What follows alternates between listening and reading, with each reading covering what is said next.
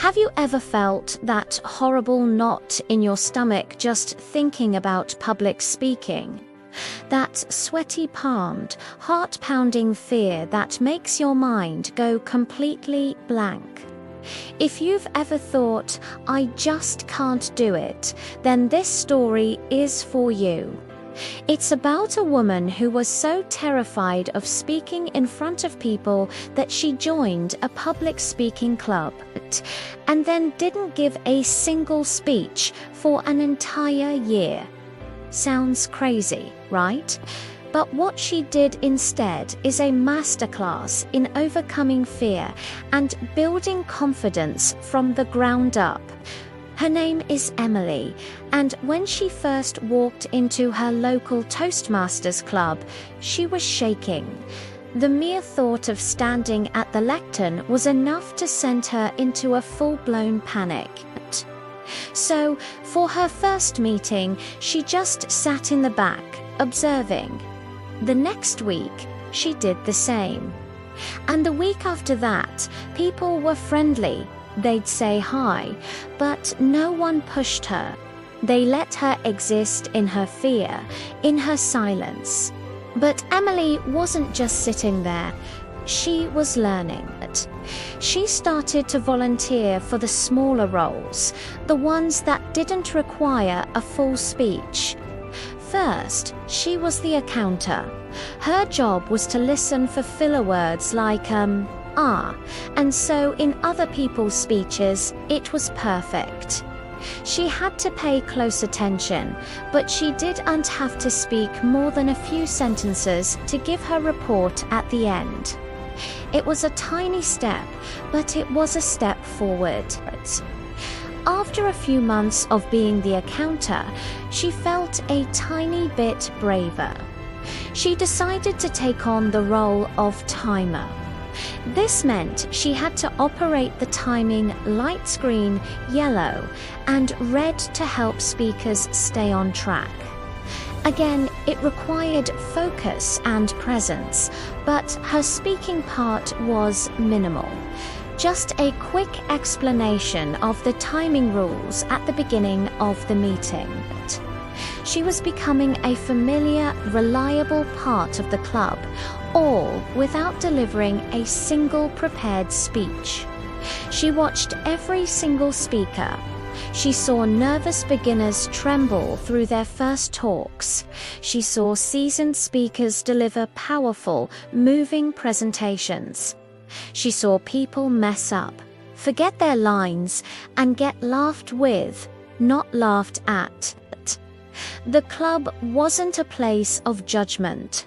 It was a supportive lab for people to experiment and grow. She was absorbing everything: how to structure a talk, how to use body language, how to connect with an audience. As the year went on, Emily took on even more roles. She became the grammarian, listening for excellent uses of language. She helped set up the room before meetings and greet new guests at the door. She was building relationships, becoming part of the community. She was contributing, helping others improve their own speaking skills. In her own quiet way, she was a leader. Then came the end-of-year awards. To everyone's surprise, and especially her own, Emily's name was called. She had won the Most Improved Member Award. She was stunned.